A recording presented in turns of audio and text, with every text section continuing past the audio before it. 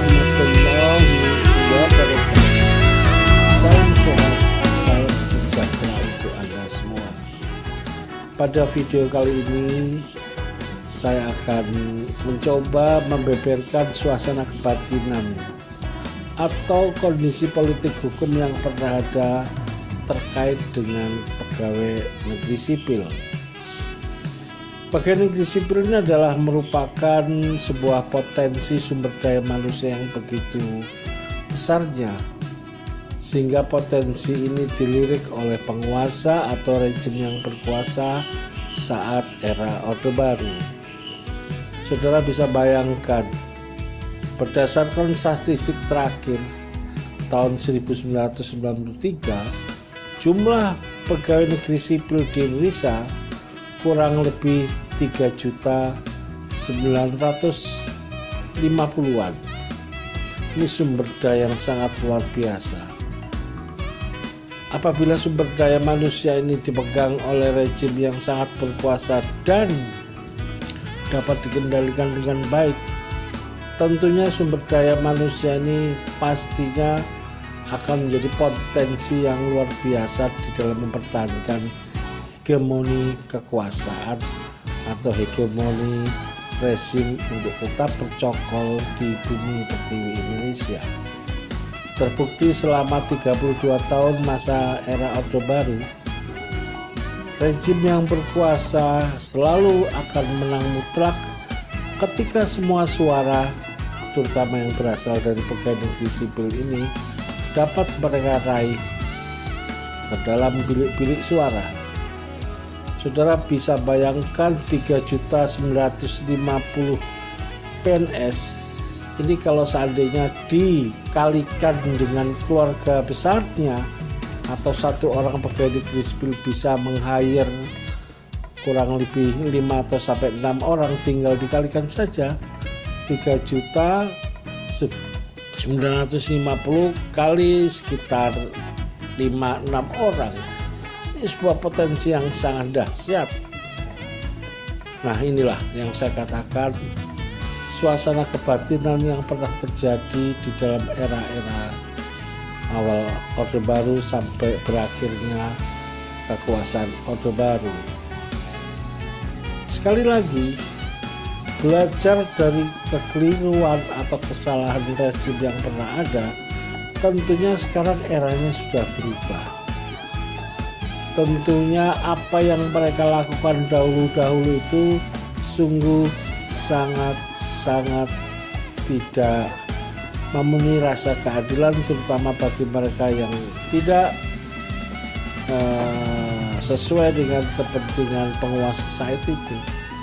Meskipun mereka terlahir contoh dari kalangan Nahdliyin atau NU, atau mereka yang lahir dari golongan Muhammadiyah atau dari Masyumi, walaupun mereka sebenarnya tidak mau untuk mencoblos tanda gambar yang seperti kita ketahui bersama sebagai simbol atau representasi daripada penguasa saat itu, mereka tentunya akan banyak sekali menghadapi ancaman-ancaman, tekanan-tekanan agar mereka tetap taat dan loyal kepada pemerintah.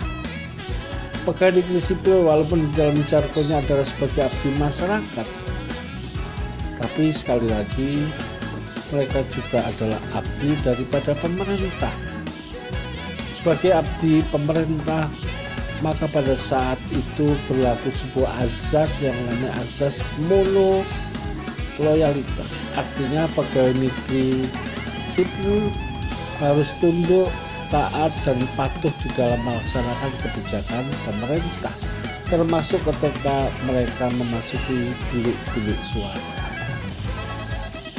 Belajar dari semua kelemahan, kekurangan, dan kebodohan masa lalu, tentunya di zaman sekarang ini kita tidak akan kembali lagi ke zaman yang dulu seperti itu.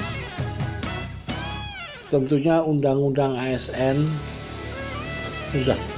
undang yang mengatur tentang pegawai negeri sipil, banyak pasal yang memasang rambu-rambu tentang larangan bagi pegawai negeri sipil untuk aktif sebagai pengurus partai politik. Begitu pula independensi pegawai negeri sipil ini juga diatur. Mereka harus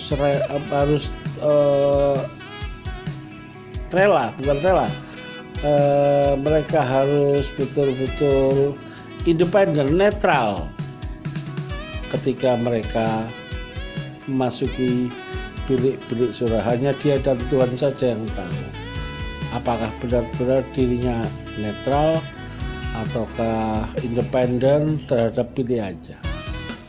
Hanya saja ada beberapa kejadian penting ketika awal-awal tahun 2018 maksud saya, ketika beberapa kepala daerah dilantik oleh Presiden Jokowi. Setelah selesai dilakukannya pelantikan beberapa kepala daerah, gubernur dalam hal ini, yang pernah mengeluarkan statement bahwa suara mereka, suara masyarakat di wilayah provinsi tertentu nantinya akan disumbangkan kepada Presiden Jokowi ketika nanti memasuki Pilpres 2019. Sebenarnya statement ini sangat-sangat tidak etis, tidak santun, apalagi yang mengemukakan adalah kepala daerah setingkat gubernur. Sebagai PNS senior, sebagai PNS yang dituakan di sebuah provinsi, ucapan atau statement seperti itu seharusnya tidak perlu dikeluarkan.